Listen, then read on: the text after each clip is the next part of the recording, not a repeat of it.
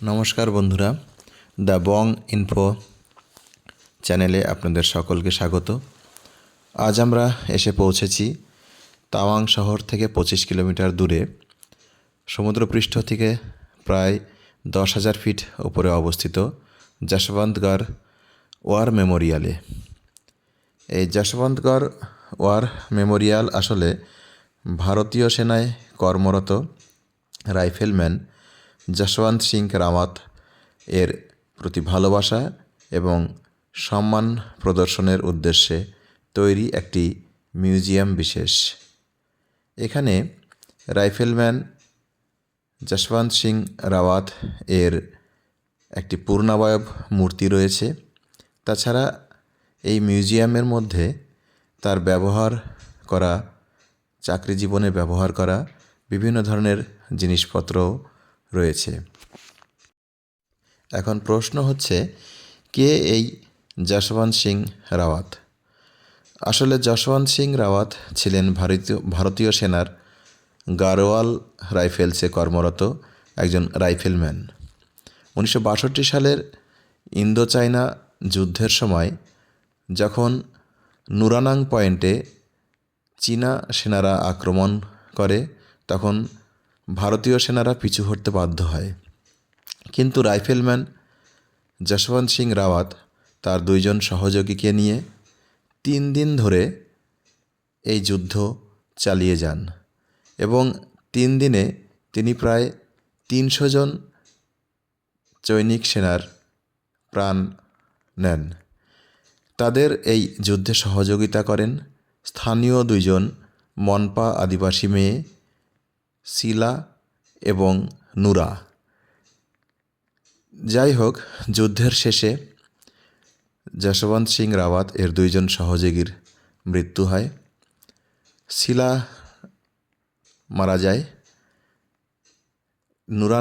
নুরাকে বন্দি করে নিয়ে যাওয়া হয়।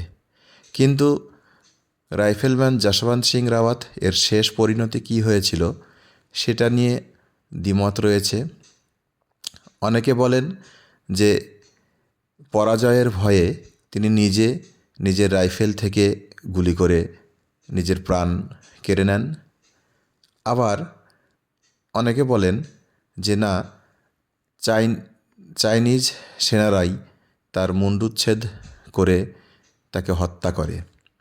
এর প্রমাণস্বরূপ এই যুদ্ধ শেষে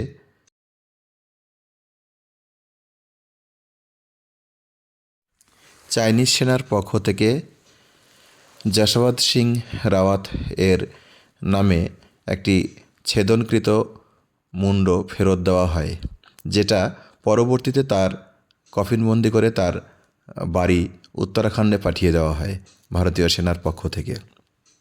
যাই হোক, যশবন্ত সিং রাওয়াত এর বীরত্ব এবং শৌর্যের প্রতি ভালোবাসা এবং সম্মান প্রদর্শনের উদ্দেশ্যে এই ওয়ার মেমোরিয়ালটা তৈরি করা হয়েছে। এখানে প্রচুর পর্যটক প্রতি বছর এই ওয়ার মেমোরিয়াল দেখতে আসে। যেহেতু এটা তাওয়াং যাওয়ার রাস্তার পাশেই অবস্থিত, তাই পর্যটকরা এখানে একবার দাঁড়িয়ে তার প্রতি শ্রদ্ধা এবং সম্মান জ্ঞাপন করে।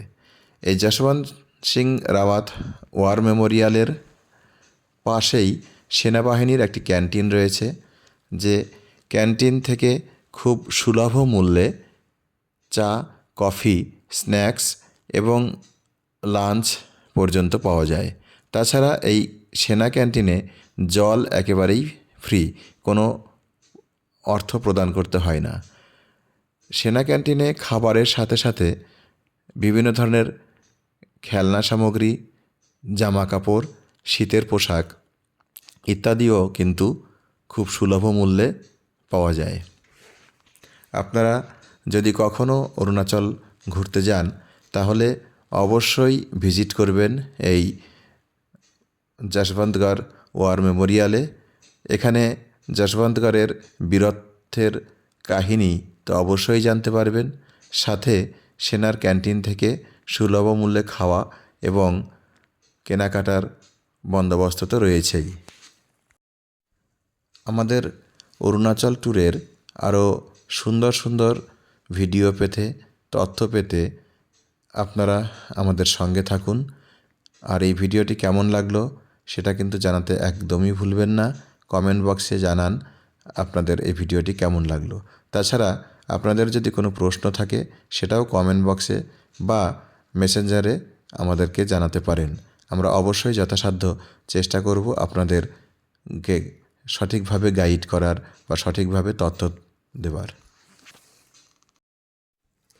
সকলকে আরও একবার ধন্যবাদ জানিয়ে আজকের ভিডিও শেষ করছি।